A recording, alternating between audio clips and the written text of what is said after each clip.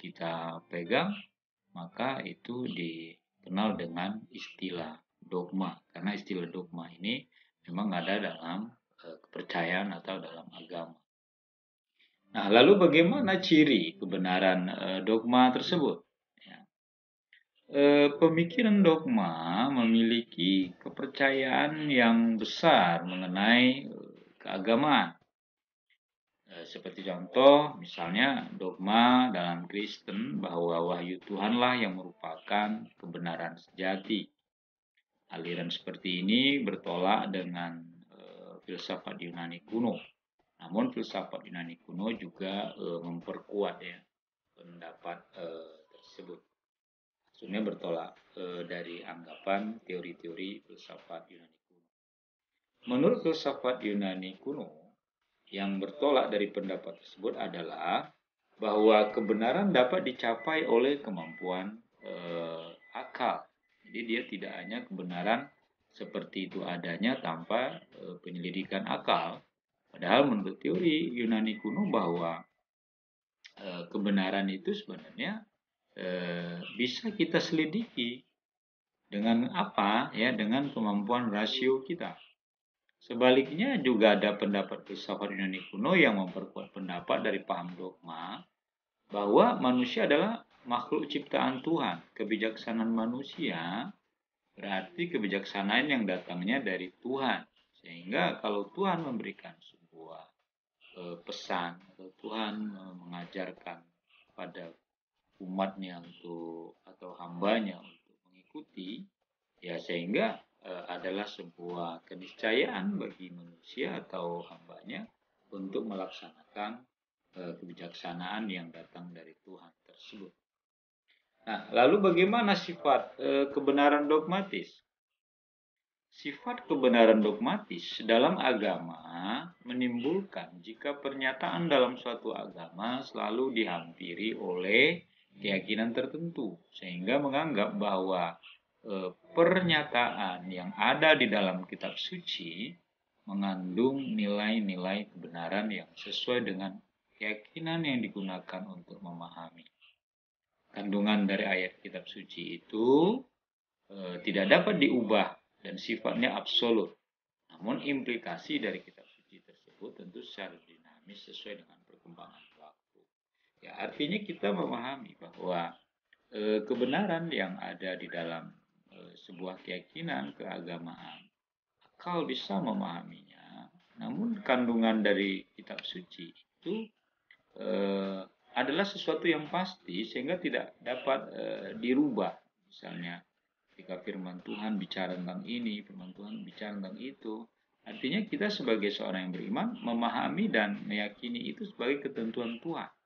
Walaupun seperti dalam teori filsafat Yunani kuno tadi, akal sebenarnya bisa memahami apa maksud dari firman Tuhan. Nah, dalam Islam kita tahu sendiri bahwa Al-Quran sebagai firman Tuhan, sebagai sebuah kebenaran yang kita yakini, ya kebenarannya absolut, tetapi kita tahu bahwa ternyata dalam memahami suatu ayat atau maksud dari ayat, ada yang namanya ahli tafsir ya atau mufassir, itu antara satu mufassir dengan mufassir lainnya itu kan berbeda pandangan kan, ya. Dan itu suatu hal yang wajar. Walaupun di satu ayat yang sama, tetapi begitu ada mufassir-mufassir yang berbeda, tafsirnya juga bisa berbeda. Dan ini adalah sebuah keniscayaan juga menurut kita ya dalam teori filsafat bahwa pandangan orang itu pasti berbeda satu sama lainnya. Al-Qur'annya sama, satu Al-Qur'an yang kita jadikan sebagai pedoman hidup kita. Tetapi tafsir tentang Al-Quran, tafsir tentang ayat-ayat Al-Quran itu boleh saja dia bermacam-macam tafsir. Lalu kemudian bagaimana model ya pengujian kebenaran dogmatis itu? Ya. Sebagai pokok ajaran agama, pengujian kebenaran dogmatis bersifat mutlak dan tetap. Hal itu dikarenakan kebenaran dogmatis berdasarkan wahyu Tuhan melalui kitab suci. Sehingga kebenaran transendental melalui ayat, isyarat, petunjuk, atau melalui nas. Ya, nas Al-Quran kita dalam Islam. Nah, walaupun kebenaran dogmatis itu bersifat absolut, tapi kebenaran agama itu tidak bertentangan dengan pandangan ilmiah. Nah, ini menariknya.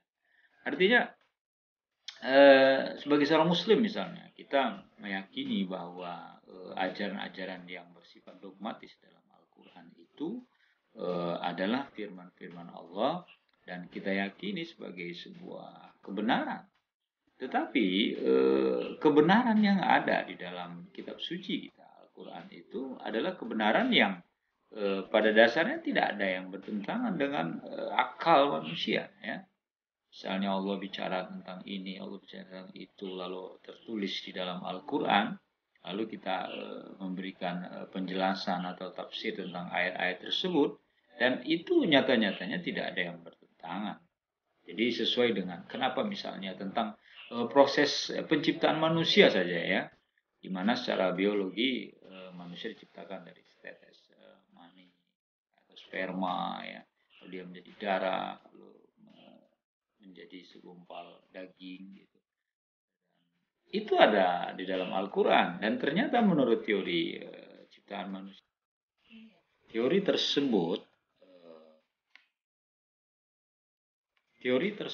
sesuai dengan apa yang ada dalam Al-Quran. Ya. Kalau dalam bahasa Al-Quran misalnya ada manusia diciptakan dari proses seperti itu. Jadi ada nutfah, ada alaqah, ada mudghah. Ya. Nah, jadi kebenaran apa yang ada di dalam firman Tuhan itu ternyata tidak bertentangan dengan pandangan ilmiah. Lalu kemudian kita bicara tentang kebenaran spekulatif, ya. Apa itu kebenaran spekulatif? Ya. Kebenaran spekulatif kita harus melihat dulu dalam pengertian spekulasi. Ya. Spekulasi itu sendiri adalah renungan. Jadi secara istilah ialah suatu pendapat atau dugaan yang tidak atau belum berdasarkan suatu kenyataan. Spekulasi merupakan suatu hal yang berguna sesungguhnya untuk mencoba mengembangkan ya berbagai hipotesa. Nah, spekulasi berangkat dari keinginan untuk mengembangkan dan mencoba memecahkan suatu masalah yang ditandai dengan beberapa usaha untuk mencari solusinya. Lalu sifat kebenaran spekulatif itu seperti apa? Ya, menurut Descartes ya, atau René Descartes, spekulasi merupakan sesuatu yang mendasari keraguan-raguan tentang segala sesuatu. Jadi menurut Descartes, spekulasi itu merupakan sesuatu yang mendasari ya, keraguan-raguan kita tentang sesuatu hal, khususnya tentang hal-hal yang bersifat material. Sifat keraguan ini dapat membebaskan kita dari berbagai macam prasangka, di mana prasangka ini dapat melepaskan akal kita dari pengaruh panca indera, sehingga dapat memberikan jalan sederhana ya, atau komponen-komponen atau kesimpulan yang membentuknya. Nah, jadi dari sini kita memahami bahwa spekulasi itu adalah yang berangkat dari keraguan-raguan juga. Bahwa ketika kita meyakini sesuatu itu, ada kalimat yang kita gunakan. Benar nggak sih ini seperti itu? Jangan-jangan yang saya lakukan ini salah tindakan yang saya lakukan. Atau apa yang saya pahami selama ini keliru.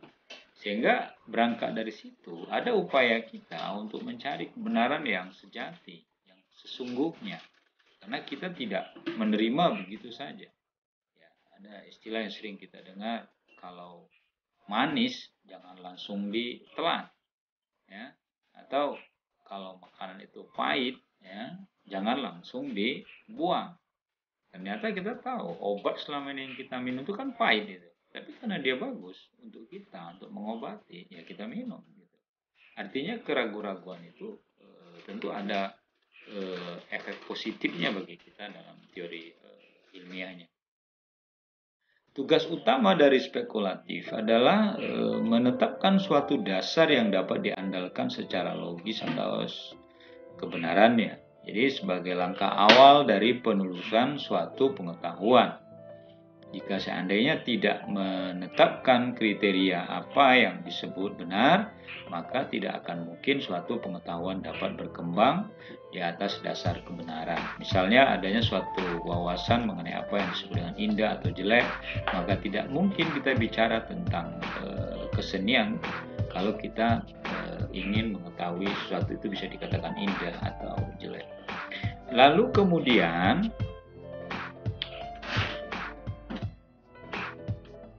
pengujian kebenaran spekulatif.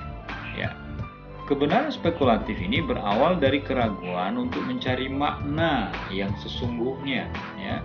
Keraguan merupakan awal manusia untuk menemukan apa yang dianggapnya benar.